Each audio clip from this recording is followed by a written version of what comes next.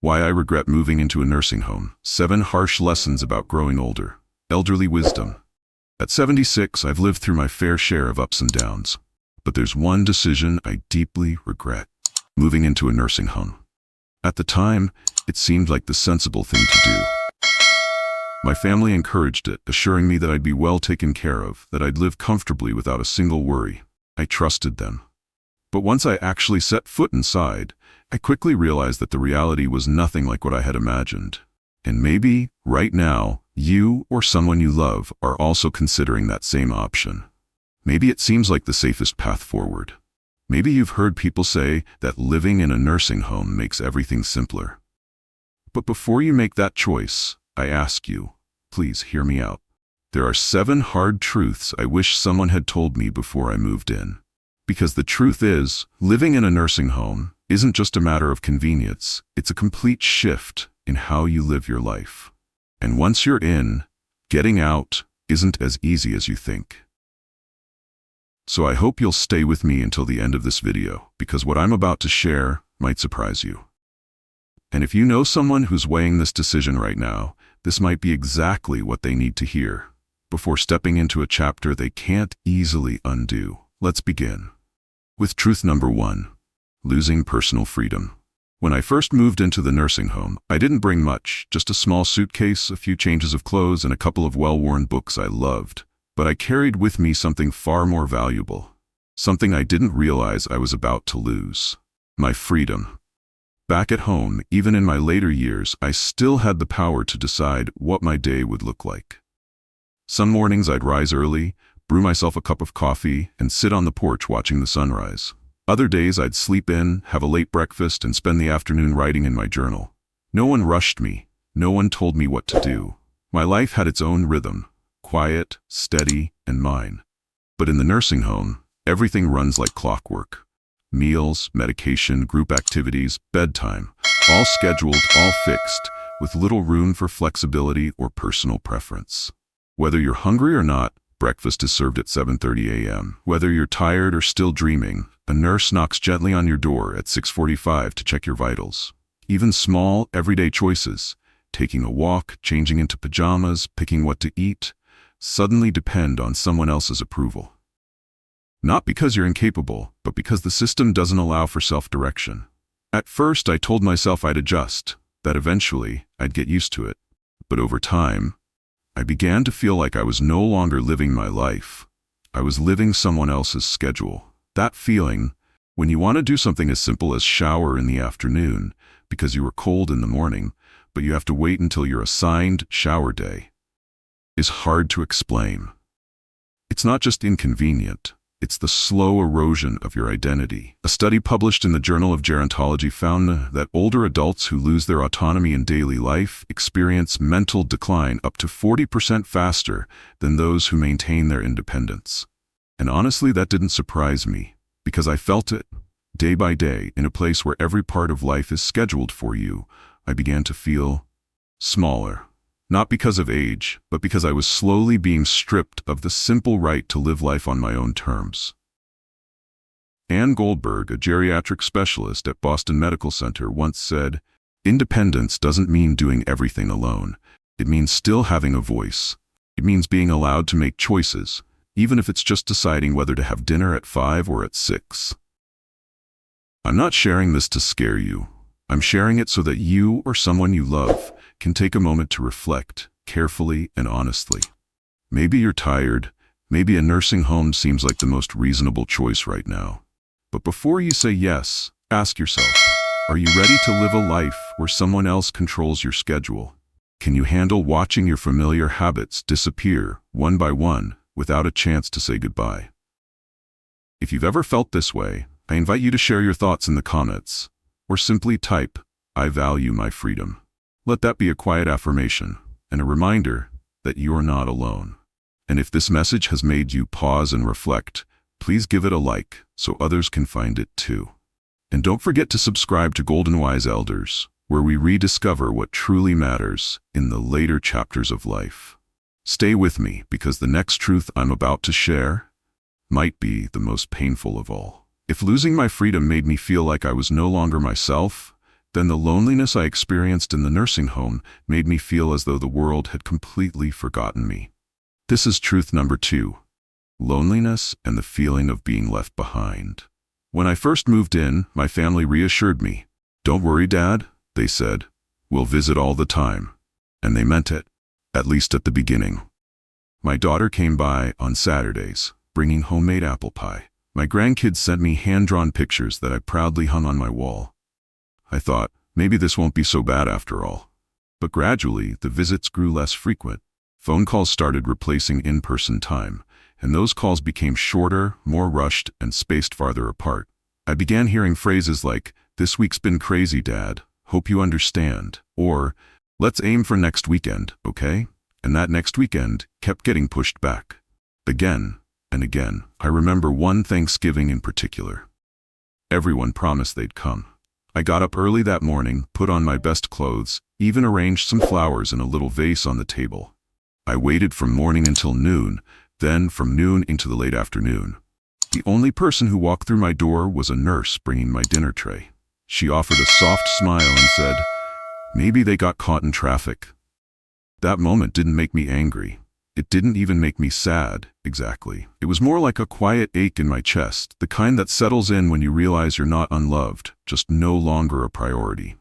And slowly, without even noticing it, you stop expecting anyone to come. According to a 20-year longitudinal study by Harvard University, chronic loneliness and social isolation can increase the risk of early death to the same extent as smoking 15 cigarettes a day. And sadly, in nursing homes, that feeling isn't rare. It's common. I saw it in the face of Mrs. Marie, the woman who lived in the room next to mine. She used to be a school teacher. She had 3 successful children, and yet there were weeks when she didn't receive a single phone call. I once found her sitting silently in the common lounge, her eyes fixed on the entrance, hoping someone, anyone, might walk in and call her name. Dr. Jennifer Moss, a geriatric psychologist based in New York, once said, "Older adults don't need to be visited every single day, but they do need to know they still matter to someone." A message, a hug, a shared meal once a week can soothe loneliness more effectively than any medication. I understand. Life gets busy. Children grow up, build their own families, chase careers, juggle responsibilities. I don't blame anyone. But I do wish I had truly grasped that moving into a nursing home meant stepping out of the rhythm of family life, and that not everyone has the time or capacity to come back and check on you as often as they hope. Are you thinking about moving a loved one into a nursing home, or perhaps preparing for that transition yourself? Then ask yourself, honestly, are you ready to no longer be a regular part of the lives of those you love most? If you're listening right now, I'd love to know your thoughts. Leave a comment, share your story, or simply type, "I want to be remembered," because you deserve to be seen, to be heard, and to be loved, no matter where you are or how old you are. Because we believe that aging should never be a lonely journey. There's one more thing I want to share with you next. It might seem small, but for me, it was the moment I began questioning the meaning of my days. Please stay with me. Truth number 3. Losing the feeling of being needed. One of the things I've come to appreciate most about my life before the nursing home wasn't the vacations or the fancy dinners. It was the simple, quiet feeling of being needed, even in the smallest ways. I was the one my grandkids would come to when they were stuck on a math problem. I was the person my daughter called when she needed career advice. I was the handyman who fixed leaky faucets, replaced light bulbs, and kept an eye on the house while everyone else went on vacation. None of it was glamorous, but it gave me a sense of value, a reason to get up each day. I still mattered in my family's world. But when I moved into the nursing home, all of that disappeared. No one asked me for help anymore. No one called to hear my thoughts or seek my wisdom. No more, "Dad, could you help me with this?" Because now I was the one being helped. I became the person to be cared for, to be monitored, to be reminded when to take their pills. At first I thought, what a relief, not having to worry about things anymore. But you know what? After a while, that feeling of restfulness didn't feel like rest at all. It started to feel like emptiness. I felt like a painting hanging on the wall, appreciated maybe, but no longer truly seen or touched. There was an older gentleman named Frank who lived at the end of the hall. He was a retired firefighter, used to drive the truck through the night, saved lives. These days, he spent his days sitting by the window, staring out at the lawn. One afternoon I asked him, "Why don't you come play chess anymore?" He looked at me, his eyes distant, and said, "I don't think anyone needs me anymore. Whether I play or not, no one really notices." That feeling of no longer being part of the rhythm of life can quietly erode a person's will to live. According to a report by the National Institute on Aging, older adults who feel invisible within society experience depression at more than twice the rate of those who still feel they have a role in their families or communities. Dr. Harold Benton, a geriatric psychologist in Pennsylvania, once said, "When an older person no longer feels useful or responsible for anything, they often lose the will to get up in the morning, and that's one of the most dangerous signs, because it's the one no one sees." So, if you still have parents or grandparents in your life, even something as simple as asking, "Dad, should I get this one or that one?" Or asking them to watch the kids for a few hours, that small act can remind them that they still matter. And if you, like me, are in a chapter of life where no one really asks for your help anymore, let me tell you this: you still have value. Maybe no one asks you to fix a leaky faucet, but you can still tell a story, share a lesson, or write something that helps someone else get through their day. If you've ever felt invisible, please leave a comment. Just type, "I still have so much to give." And if this message resonates with you, hit that like button to show others they're not alone either. And of course, subscribe to Golden Wise Elders, where every life experience is respected, every story matters, and every voice is heard. Now stay with me, because what I'm about to share next isn't just about your mind. It's something that can quietly weaken your body if you're not paying close attention. This is truth number 4. Your health may decline faster than you expect. There's something ironic I had to learn the hard way. The attentive care I received in the nursing home, the very thing I first saw as a blessing, ended up accelerating my physical decline in ways I never anticipated. Before I moved in, I wasn't some kind of super senior, but I still did things for myself. I went grocery shopping, cooked my meals, swept the floors, and walked the neighborhood every morning. Those small, everyday actions were more than just habits. They were the threads keeping my body agile and my spirit active. They reminded me that I was still living, not just existing. But once I arrived at the nursing home, everything was done for me. Meals, delivered, clothes, already laid out. Need to go somewhere? Just press a button and someone would take me. And at first, I thought, wow, this is nice. But it didn't take long before I noticed my legs weren't moving the way they used to. Even lifting myself out of bed began to require more effort, more willpower. Standing up, something that once happened without a second thought, suddenly became a task. A struggle. That feeling was hard to accept, not because I was getting weaker, but because deep down I knew I didn't have to be this weak. One morning, I looked in the mirror and noticed how much my calves had shrunk, just in a few short months. I could no longer stand long enough to shave. I had to sit down just to put on my pants. And then it hit me. The last time I walked more than 100 feet was back when I was still living at home. According to a study by the American Geriatric Society, older adults who significantly reduce their physical activity after moving into a nursing home are over 50% more likely to lose their ability to walk independently within just 6 months. Not because their bodies failed them, but because the human body is designed to move. And when you stop using part of your body, it doesn't just rest, it begins to shut down. I thought of Alice, a woman who lived just a few doors down from me. When she first arrived, she said loud and clear, "I won't let age slow me down." Every morning, she took a walk around the garden, slow but steady. But after a few months, I noticed she was using a walker. Then came the wheelchair, and soon she stopped going outside altogether. One day I asked, "Are you okay?" She gave me a sad smile and said, "I just skipped a few days, and then my body didn't want to get up anymore." Dr. Michael Chen, a geriatric rehabilitation specialist at UCLA, once warned, "Muscle loss in older adults isn't inevitable. It's the direct result of inactivity. If you want to stay healthy as you age, you have to intentionally keep your body in use, every single day, even in the smallest ways. So if you, or someone you love, are living in a care facility, don't let comfort turn into a silent trap. Stand up when you can. Walk a little every hour. Stretch, move your arms. Remind your body that it's still needed.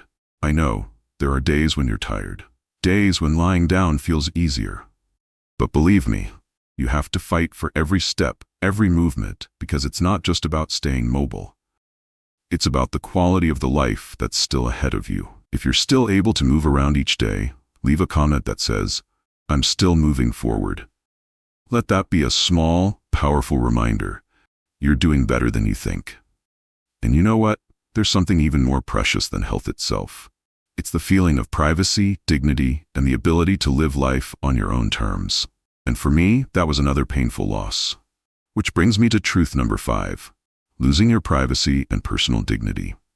If you asked me what truly made me feel like I wasn't myself anymore, I wouldn't say loneliness. I wouldn't even say declining health.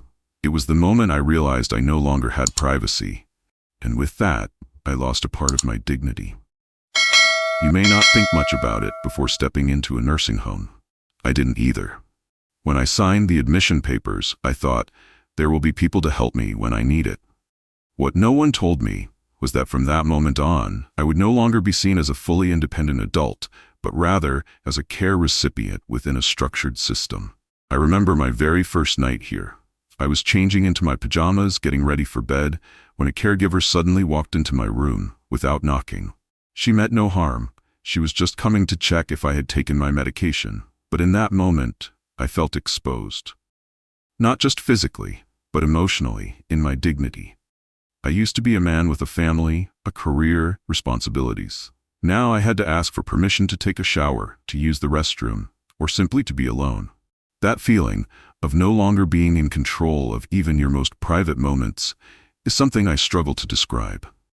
I once had my own bedroom, with a door I could close when I needed peace and quiet.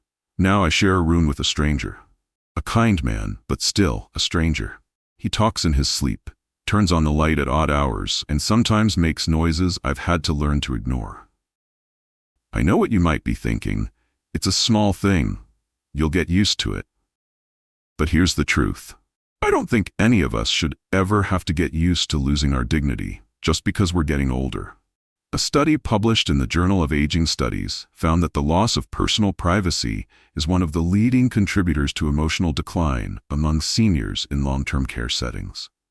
When you no longer have a space that's yours, when you're not consulted about personal decisions, over time, it chips away at your sense of worth. You start to feel like someone to be managed, not someone to be respected. Dr. Carol Lynn, a geriatric care expert in Oregon, once said, "Dignity isn't a luxury, it's essential to mental well-being. The more autonomy and privacy older adults maintain, the less likely they are to become depressed, and the longer they tend to live." I'm not sharing this to complain. I'm sharing it to speak directly to those of you considering a nursing home for yourself or a loved one. Yes, there will be care. But ask yourself, are you willing to trade away privacy, control, and personal dignity for convenience? And if you're currently supporting aging parents, grandparents, or loved ones, please don't just focus on the physical comfort of where they'll be living. Ask yourself, does that place truly respect who they are? Does it allow them to still feel like themselves, even in the smallest ways? If you've experienced a loss of privacy or witnessed someone you love losing theirs, I invite you to share in the comments. We're here to listen. And if you value these seemingly small yet deeply precious things, hit the like button and share this video so more people can understand. Protecting dignity is protecting the deepest part of who we are. And don't forget to subscribe to Golden Wise Elders, where every story isn't just told but heard, where we awaken, advocate, and strive to live a life of meaning and dignity, even in our later years. Because what I'm going to share next is something many believe they can reverse at any time. But the truth is, it's a trap that's far harder to escape than anyone realizes. Truth number 6, it's harder to leave a nursing home than you think. When I decided to move into a nursing home, I told myself, it's only temporary. If it doesn't feel right, I can always go back. That sentence, so simple, so reassuring, turned out to be one of the greatest illusions I've ever believed. And I wish I had understood it better from the start. You see, at the time, I still had my house, a small one, not fancy, but warm, familiar, and filled with memories. I thought I'd just be away for a few months, just long enough to get the care I needed while my body regained strength. My family agreed. "If you don't like it, Dad, just say the word. We'll bring you home right away." But just a few weeks in, things began to shift. One day, my son called and said, "Dad, the house is sitting empty. There's water damage, things are falling apart. I was thinking of fixing it up and renting it out short term. What do you think?" I hesitated, unsure, but I agreed. At that point, I was still trying to adjust, still holding back how uncomfortable I truly felt. Months passed. When I finally gathered the courage to say, "I want to come home. I feel like I'm slowly losing too much of myself here," the response I got was different. "Are you sure, Dad? The house is under a long-term lease now, and your health hasn't been great lately. Can you really manage on your own?" And that's when it hit me. The door I thought I could walk back through at any time had quietly locked itself behind me. I just hadn't heard it click. You know, there are thousands of older adults across the U.S. who believe they can leave a nursing home whenever they choose. But statistics from the National Institute on Aging show that only about 17% actually do, returning to live independently. The rest, most either no longer have the physical ability or no longer have a home to return to. Or, perhaps the saddest truth of all, no longer have anyone willing to bring them back. And it's not just about logistics. When you live in a place where everything is done for you, your body weakens quickly. Not simply because you're aging, but because you lose your reason to move, to push, to try. Dr. Ethan Marshall, a geriatric rehabilitation specialist in Chicago, once said, "The longer seniors stay in a fully assisted environment, the more they lose their ability to function independently. And that makes reintegration into home life nearly impossible." I'm not telling you this to frighten you. I'm telling you so you can think very carefully before entering a place you assume you can easily leave. Because the longer you stay, the harder it becomes to turn back. Not because someone is stopping you, but because your body, your circumstances, and your confidence quietly slip away. So if you're considering a nursing home as a temporary solution, ask yourself, will your home still be there when you want to return? Do you have a plan to rebuild strength and independence? And more importantly, will your family truly be ready to take you back if you change your mind? Please share your story or concerns in the comments below. We read every single one, because that's how we learn together, prepare smarter, and take control of our future with open eyes. And if this message gave you pause, if it made you think twice, click like so it reaches others standing at a similar crossroads.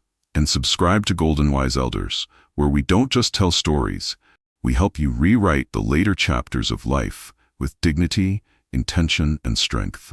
Stay with me, because this final truth I'm about to share isn't just painful. It's also one of the biggest financial challenges most people never see coming, until it's far too late. Truth number 7. The financial burden is greater than you think.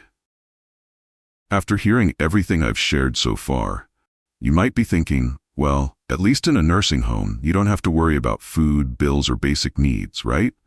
That's exactly what I used to believe. But looking back now, I can say it was one of the most costly assumptions I've ever made. Once I came to terms with the fact that I probably wouldn't be leaving the nursing home anytime soon, I began to examine my financial reality more closely. And what I found chilled me to the bone. In the beginning, it all seemed manageable.